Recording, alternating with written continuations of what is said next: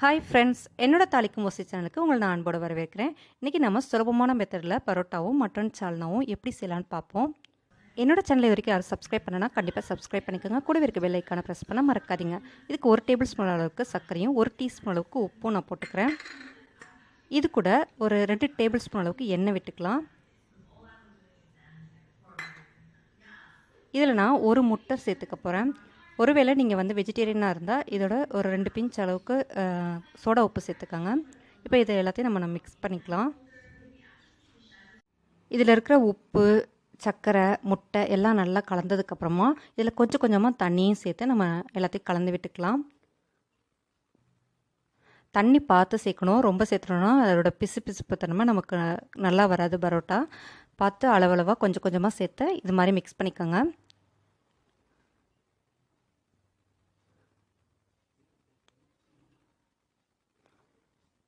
இது நல்லா ஊற தான் நமக்கு பரோட்டா நல்லா சாஃப்டாக இருக்கும். இது நீங்கள் செய்ய போகிறீங்க அப்படின்னா கொஞ்சம் இயர்லியாக ஒரு 4 ஹவர்ஸ் முன்னாடியே நம்ம இது மாதிரி செஞ்சு வச்சிடலாம். இப்போ இது எல்லாத்தையும் நல்லா மிக்ஸ் பண்ணியாச்சு.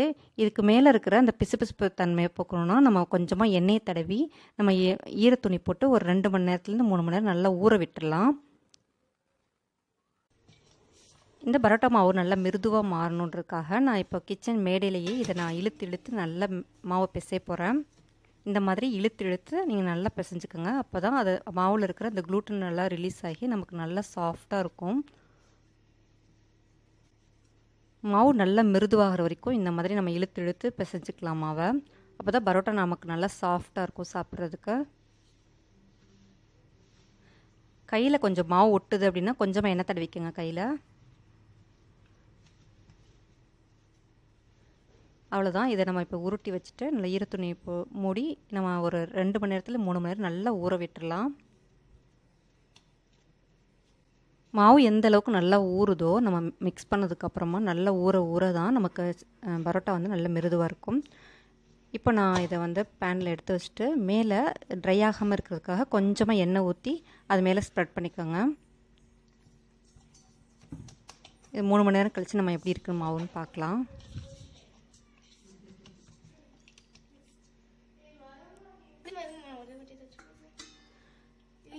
இது நம்ம ஊறிட்டுக்கட்டும். இந்த நேரத்தில் நம்ம அடுத்து மட்டன் சால்னா எப்படி செய்கிறதுன்னு பார்க்கலாம். மட்டன் சால்னா செய்கிறதுக்காக ஒரு சின்ன குக்கரில் ஒரு 1/4 கிலோ அளவுக்கு நான் மட்டன் போட்டுக்கிறேன். நீங்கள் மட்டன் போட்டு தான் சால்னா செய்யணும் அவசியம் இல்லை. இதில் சிக்கன் போட்டுக்கலாம், இல்லைனா முட்டையை கூட வேக வச்சு சேர்த்துக்கலாம், இல்லைனா ப்ளைனாக கூட நீங்கள் சால்னா போட்டுக்கலாம். இல்லை வெஜிடபிள்ஸ் கொஞ்சமாக பட்டாணி, கேரட், பீன்ஸ் இது மாதிரி போட்டு இதே மெத்தடில் நம்ம சால்னா செஞ்சுக்கலாம். இப்போ மட்டன் வேக வைக்கிறதுக்காக கொஞ்சமாக மஞ்சத்தூளும் தண்ணியும் சேர்த்துருக்கேன். இப்போ இதுக்கு தேவையான அளவு உப்பும் போட்டு இதை முதல்ல நம்ம வேக வச்சுக்கலாம். 3லேருந்து 4 விசில் கொடுத்து நல்லா வேக வச்சுக்கோங்க.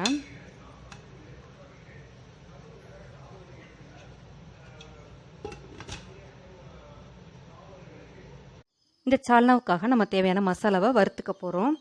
இப்போ ஒரு கடாயில் ஒரு 2 டேபிள் ஸ்பூன் அளவுக்கு எண்ணெய் விட்டுக்கோங்க. எண்ணெய் நல்லா காஞ்சதுக்கப்புறமா இதில் 2 பட்டை, 3 கிராம்பு, 2 ஏலக்காய் எல்லாத்தையும் போட்டு நல்லா ஃப்ரை பண்ணிக்கலாம். இதோட 1 டேபிள் ஸ்பூன் அளவுக்கு சோம்பு சேர்த்துக்கோங்க. 2 வரமிளகாய் சேர்த்துக்கோங்க. இது எல்லாத்தையும் நல்லா இது மாதிரி ஃப்ரை பண்ணிக்கோங்க.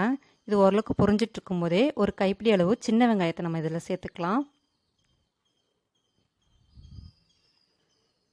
இந்த சால்னா செய்கிறதுக்காக நம்ம மசாலா செய்யும்போது கண்டிப்பாக நம்ம மறக்காமல் ஒரு டீஸ்பூன் அளவுக்கு நம்ம கசகசா சேர்க்கும்போது இந்த சால்னா நல்லா ருசியாக இருக்கும்.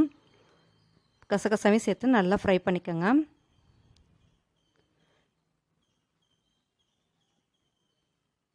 இதோட ஒரு கைப்பிடி அளவுக்கு தேங்காவை நான் சேர்த்துக்கிறேன்.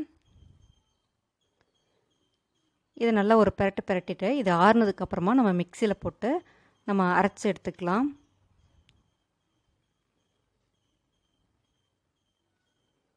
இப்போ இது நல்லா வதங்கிருச்சு. இதை ஆற வச்சுக்கலாம். ஆற வச்சுட்டு நம்ம அரைச்சி ரெடியாக வச்சுக்குவோம். இந்த சால்னா பார்க்குறதுக்கு கொஞ்சம் ஹாஃப் வெயிட்டாக தான் இருக்கும். அதே சமயத்தில் நல்ல மசாலா ரொம்ப ஹெவியாகவும் இருக்காது. அதே சமயத்தில் நல்ல டேஸ்ட்டும் ரொம்பவே சூப்பராக இருக்கும். அடுத்து ஒரு கடாயில் 2 டீஸ்பூன் எண்ணெய் விட்டு நல்லா காயட்டும். எண்ணெய் காஞ்சதுக்கப்புறமா அது 1 டீஸ்பூன் அளவுக்கு சோம்பு போட்டுக்கோங்க. சோம்பு நல்லா ஃப்ரை ஆனதுக்கப்புறமா 1 டீஸ்பூன் இஞ்சி பூண்டும் போட்டு நல்லா ஃப்ரை பண்ணிக்கலாம். அடுத்து ஒரு கைப்பிடி அளவுக்கு வெங்காயத்தையும் பொடியாக நறுக்கி இதில் சேர்த்துக்கோங்க. இது நல்லா ஃப்ரை ஆகட்டும். இது நல்லா வதங்கினோன்னா பொடியாக நறுக்குனா ஒரு தக்காளியை நம்ம சேர்த்து நல்லா இதை மசிச்சுக்கலாம்.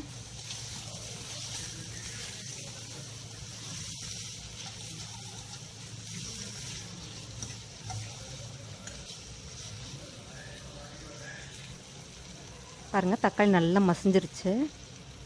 அடுத்து நம்ம அரைச்சி மிக்சியில் எடுத்துக்கிட்டால் அந்த மசாலாவை நம்ம இதில் சேர்த்துக்கலாம்.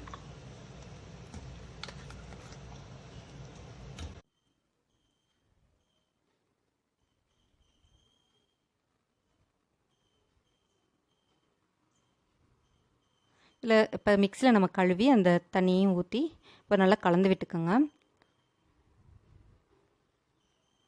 கொஞ்ச நேரம் இந்த சூட்லேயே இந்த மசாலா கொஞ்சம் வதங்கட்டும். இந்த மசாலா நல்லா வதங்கினதுக்கப்புறமா இது கொஞ்சமாக தண்ணி ஊற்றிக்கோங்க. எந்த அளவுக்கு நமக்கு சால்னா திக்னஸ் வேணுமோ அந்த அளவுக்கு தேவையான அளவு நம்ம தண்ணி ஊற்றி கலந்து விட்டுக்கலாம். இப்போ இது நல்லா கொதிக்கட்டும். இப்போ இதுக்கு தேவையான அளவு உப்பும் நம்ம சேர்த்துக்கலாம்.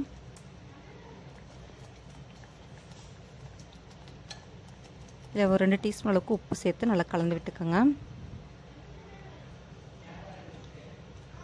இப்போ இந்த சமயத்தில் நம்ம பக்கத்துலேயே வேக வச்சா மட்டனையும் இதில் சேர்த்துக்கலாம். இந்த மட்டன் வேக வச்ச தண்ணி, இந்த மட்டன் எல்லாத்தையும் இதில் சேர்த்துக்கோங்க. ஒருவேளை நீங்கள் மட்டன் சேர்க்க விரும்பலைன்னா சிக்கன் சேர்த்துக்கலாம். அப்படி இல்லைனா நீங்கள் வெஜிடபிள்ஸ் கூட இதில் சேர்த்துக்கலாம். இல்லை எதுவுமே சேர்க்காம ப்ளைன் சால்னாவை கூட செஞ்சுக்கலாம்.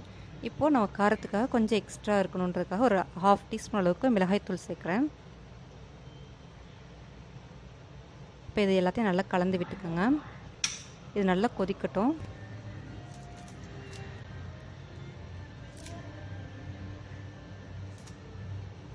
இப்போ இது நல்லா கொதிச்சிருச்சு. கடைசியாக நம்ம கொத்தமல்லி தலையும் தூவி இறக்கிற வேண்டியது தான்.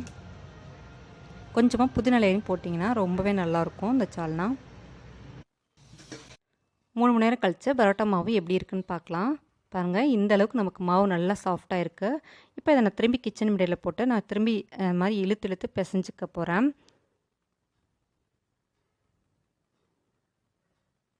பரோட்டா மாவு நம்ம அடிக்கடி உணவில் சேர்த்துக்கிறது ரொம்பவே நல்லது இல்லை தான். ஆனால் நம்ம எப்பயாவது இந்த மாதிரி நம்ம செஞ்சுக்கிறதுனால ஒன்றும் தப்பு இல்லை.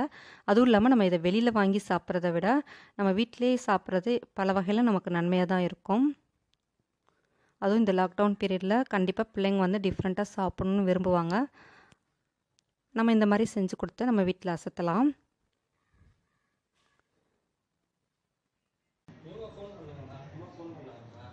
அடுத்து நம்ம சின்ன சின்ன உருண்டைகளாக பரோட்டாக்கு ரெடி பண்ணிடலாம். ஒரு சின்ன துண்டை இந்த மாதிரி கட் பண்ணிக்கிட்டு சின்ன சின்ன உருண்டைங்களை நம்ம பரோட்டாவுக்கு ரெடி பண்ணிக்கலாம். இந்த மாதிரி எடுத்ததுக்கப்புறம் இந்த மாதிரி உள்ளங்கை விரலால் அப்படி மேலே வந்து நெம்பும்போது மேலே ஒரு சின்ன சின்ன உருண்டையாக நமக்கு கிடைக்கும். இந்த மாதிரி செய்யும்போது நமக்கு பரோட்டா வந்து ஒரே அளவுக்கு நமக்கு கரெக்டாக கிடச்சிரும். வெடிப்பு எதுவும் இல்லாமல் இதே மாதிரி ஈவனாக நமக்கு சின்ன சின்ன பரோட்டா உருண்டைங்க கிடச்சிரும். இதே போலவே எல்லாமாவே நம்ம ரெடி பண்ணிவிட்டு மேலே வந்து காய விடாமல் கொஞ்சமாக எண்ணெய் தடவி வச்சுக்கோங்க. இது மாதிரி ஒரு 1/2 மணி நேரம் நம்ம ஊற விட்டுடலாம். இந்த மாதிரி நான் எப்படி ரெடி பண்ணேன்னு காமிக்கிறேன் பாருங்களேன்.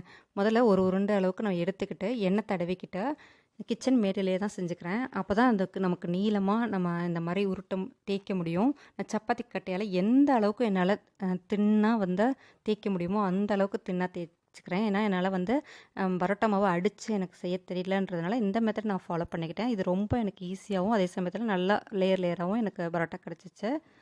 பாருங்கள், இந்த அளவுக்கு நான் வந்து இதை நல்லா தேய்ச்சிக்கிட்டேன். எந்த அளவுக்கு நீல வாக்கில் நீங்கள் தேய்க்கிறீங்களோ அந்த அளவுக்கு நமக்கு நல்லா வந்து லேயராக நமக்கு பரோட்டா கிடைக்கும்.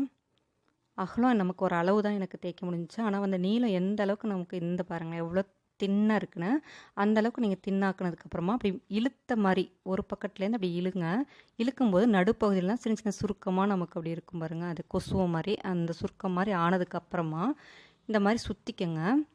அந்த சுருக்கத்தோடையே இந்த மாதிரி சுற்றிக்கங்க. வலப்பக்கமாக இந்த மாதிரி சுற்றிக்கங்க. சுற்றிட்டு அப்படியே வச்சுருங்க. இதை நம்ம அப்படியே தட்டி நம்ம தோசைக்கல்லில் போட்டு எடுத்துடலாம். ரொம்ப சுலபமாக நம்ம வந்து பரோட்டாவுக்கு ரெடி பண்ணியிருக்கோம்.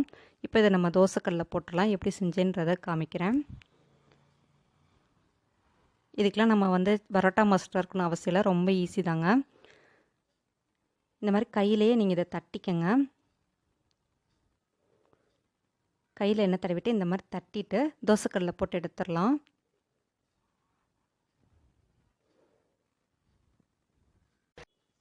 இதுக்கு தேவையான எண்ணெயை விட்டுக்கோங்க. 1 டீஸ்பூன் எண்ணெய் நான் சேர்த்துக்கிறேன். அடுப்பு மீடியம் ஃப்ளேமில் வச்சுட்டு நல்லா இதை வேக வச்சுக்கோங்க. இப்போ இதை திருப்பி போட்டுடலாம்.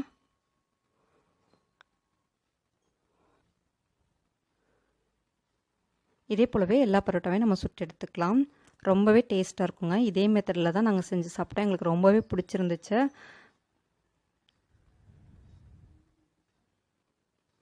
நம்ம அடுத்த பரோட்டாவையும் இதே மாதிரி நம்ம தட்டி எடுத்துக்கிட்டு தோசைக்கல்லில் போட்டு எடுத்துக்கலாம். அடுப்பை வந்து ஹை ஃப்ளேமில் வைக்காமல் மீடியம் ஃப்ளேமில் வச்சு வேக வச்சுக்கோங்க. இந்த பரோட்டாவுக்கும் மட்டன் சால்னாவுக்கும் சூப்பரான காம்பினேஷனாக இருந்துச்சுங்க. எங்கள் வீட்டில் எல்லோரும் என்னை ரொம்பவே பாராட்டினாங்க. கண்டிப்பாக நீங்களும் இதே போலவே சுலபமாக செஞ்சு உங்கள் வீட்டில் அசத்துங்க. சுட்ட பரோட்டாவை ஒன்று மேலே ஒன்று வச்சு இந்த மாதிரி தட்டி எடுத்துக்கோங்க. அப்போ தான் நல்லா வந்து பரோட்டா லேயராக சாஃப்டாக இருக்கும். இந்த வீடியோ உங்களுக்கு பிடிச்சிருந்ததுன்னா லைக் பண்ணுங்கள், ஷேர் பண்ணுங்கள், கமெண்ட் பண்ணுங்கள். இது வரைக்கும் என்னோடய சேனலை யாரும் சப்ஸ்கிரைப் பண்ணலான்னா கண்டிப்பாக சப்ஸ்கிரைப் பண்ணிக்கோங்க. கூடவே இருக்க பெல் ஐக்கானை ப்ரெஸ் பண்ண மறக்காதீங்க. தேங்க்ஸ் ஃபார் வாட்சிங்.